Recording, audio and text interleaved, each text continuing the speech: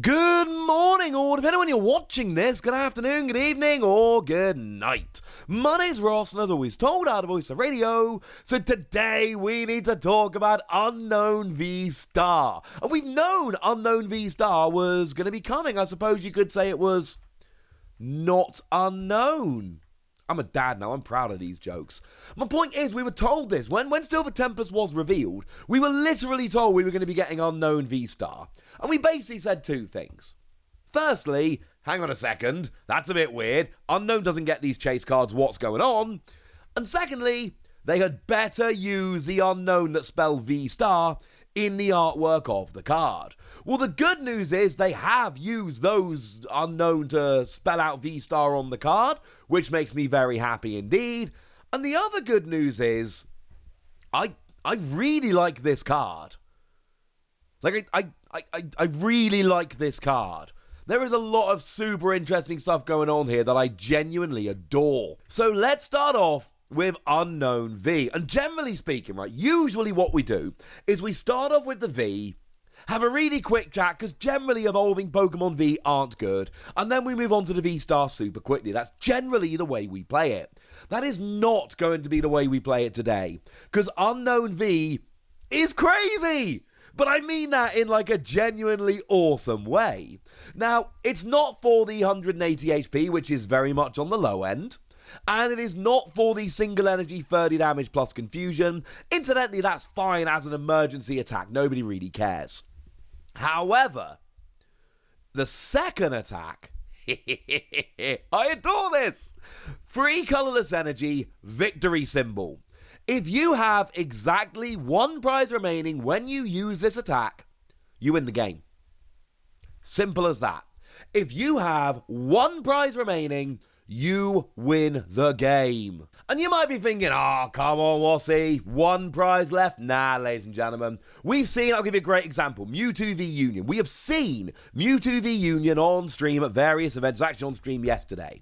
And one of the things that Mewtwo v Union does is create a situation where you cannot KO Mewtwo, because they're basically healing 200 damage every turn, and essentially, you can have one prize remaining, but if Mewtwo v Union gets rolling, 310 HP, constantly healing 200 with super regeneration, and then playing a bit of disruption and all of that. And the basic deal is, if you do not one-hit KO Mewtwo v Union, you lose to Mewtwo v Union. And actually, we've got a very similar thing going on with Lost Origin at the moment with Goodra V-Star.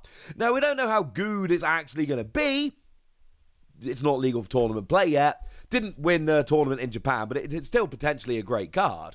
And a lot of people are hyping it, and part of the reason is it's got no weakness, and it does 200 damage while reducing damage done to it by 80, and there's other ways to reduce it. And then there's a V-Star power that heals all damage. There's other healing you can use. Goodra V-Star is another one where you might legit get down to one prize remaining and not be able to take the final prize. And what Unown does wonderfully is it basically says, I'm not going to worry about it.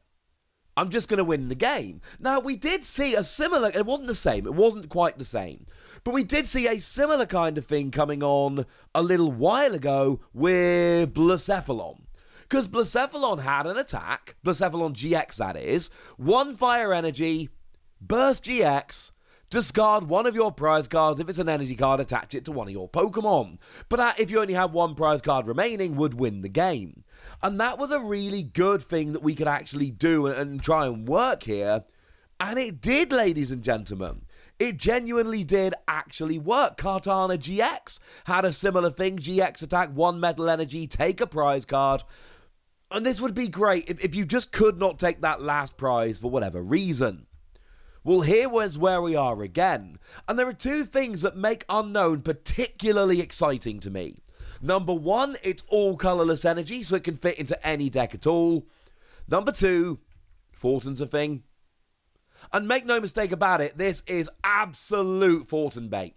And when Fortin was revealed, I told you there's some great combos at the moment, but there are going to be other cards released in the future that make this a way better card. This is one of those cards.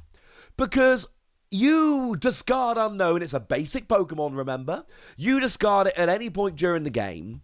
And then what happens is, if you get to one prize remaining, and you've got a basic Pokemon with free energy on the board, just use Fortin. Swap Unown with whatever basic Pokemon's got energy, and then all of a sudden, you can just win the game. And that's why I like Unown. Now, don't get me wrong, there's plenty of other ways you can do it. Water decks can use a combination of Melanie to accelerate a water energy, and then attach double turbo from your hand. The 20 damage reduction means nothing because you deal no damage, and all of a sudden, yay, there's free energy, and off you go. Grass decks can use Gardenia to attach 2 grass energy, and then attach a third energy from your hand to win the game. Gardenia's Vigor, I should say. Gardenia was a slightly different card. And my point is that there are other ways to go about this.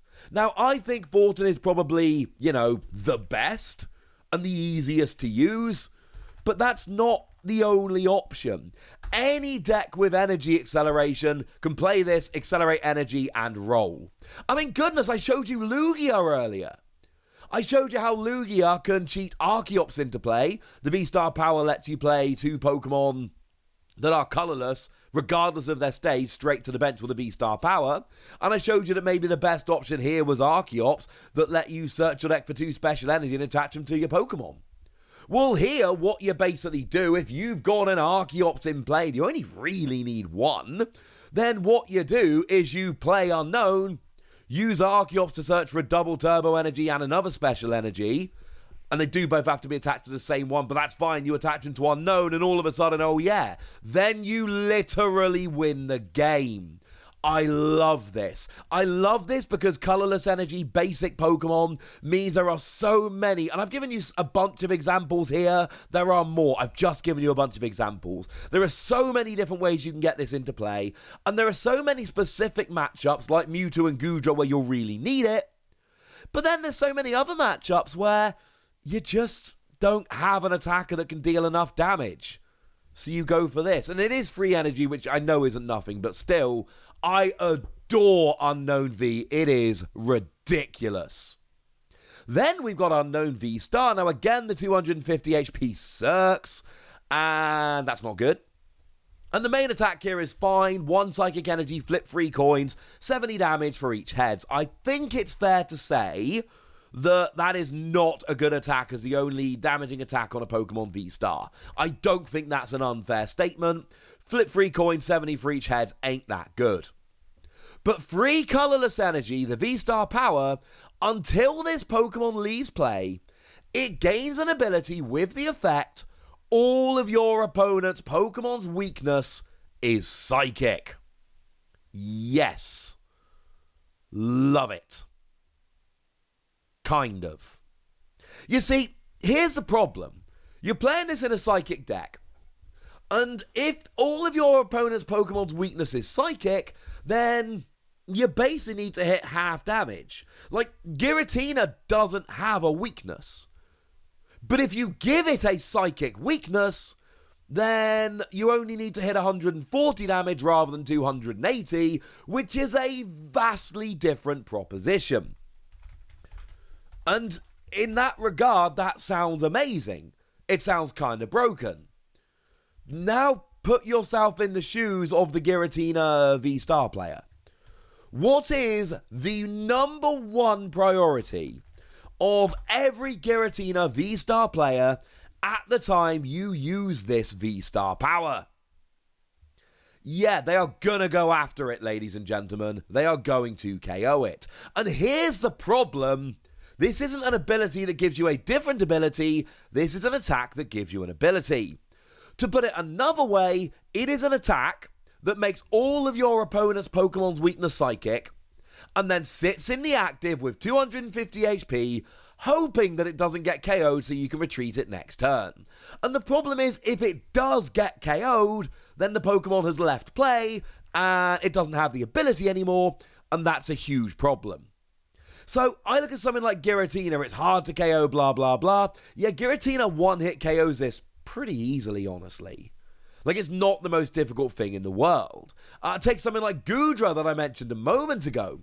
Goodra only does 200 damage, so is in theory not actually getting a KO, and even with a choice belt, you're only doing 230, it's not quite a KO. But the thing is, it's only 20 extra damage. And if it really came down to it, there are other things you can do. You know, Goodra, I'm not saying this is what they should do, but they could play something like a combination of Galarian Zigzagoon along with Scoop Up Net that would potentially be able to get there. Or Goodra's playing Water Energy anyway for Rolling Iron, so you use Radiant Blastoise. Choice Belt, one ability from Radiant Blastoise, and all of a sudden, it's gone down. And now the problem is that it's gone. Now, at this stage, yes, I know Radiant Blastoise only drops damage counters on the bench Pokemon. The point is, either they leave it in the active and you just KO it, or they don't leave it in the active, they put it down to the bench, you've done 230 and Blastoise finishes it off on the bench. So yes, I know Blastoise won't give a traditional one-hit KO, but my point here is you don't really need to do a traditional one-hit KO, so it's not a problem. My point is, decks that are going to fear this V-Star power are going to pull out all the stops to go and get a KO as soon as possible on this, and I don't know if this is going to work, honestly. I don't really like the attack on Unown VSTAR because it's flippy. Although I love the V-Star power, I love the idea of being able to make anything weak to Psychic and then going nuts with Psychic attacks and using, low energy, nice Psychic attackers to KO blah, blah, blah. The problem is, I think what's going to happen most of the time is either it's going to get immediately KO'd or you're going to use Unown, maybe get one KO, and then your opponent's going to boss his orders it up and KO it. Because that's the other thing. The turn you use this V-Star power, you're not actually taking a KO. You're not doing any damage. So your opponent can actually afford to take 2 turns to KO this, and all they're essentially doing is trading prizes while stopping one of your main actions. I don't like this. I really don't like Unown V-Star.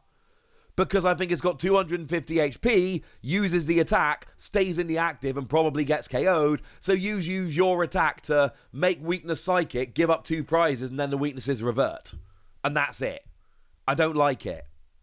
But I adore Unown V, and I think a lot of love is going to come for Unown V. This goes into the same category as Drapion V and V-Star, where the V-Star is decidedly meh, but the V is an absolute, forgive the pun, an absolute star. Wait, we need to give scores, don't we? I'm going to give Unown V-Star, honestly, I'm giving it between 2 and 3 Wassies. We don't give Wassies, half Wassies, that would be barbaric. I really don't like it.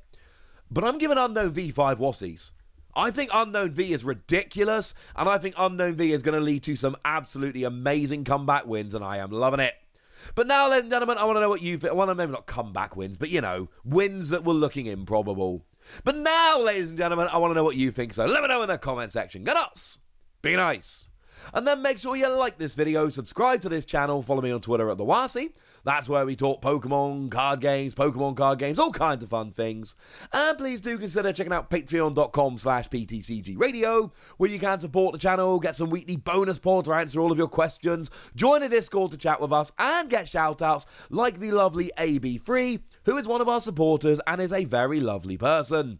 And has actually been a supporter for a long time, so thank you AB3 for being a long-time supporter and a thoroughly lovely person. But by far the most important thing as always, look after yourselves till next time, would ya? Thank you very much for watching. My name's Ross, and you've been watching PTCG Radio.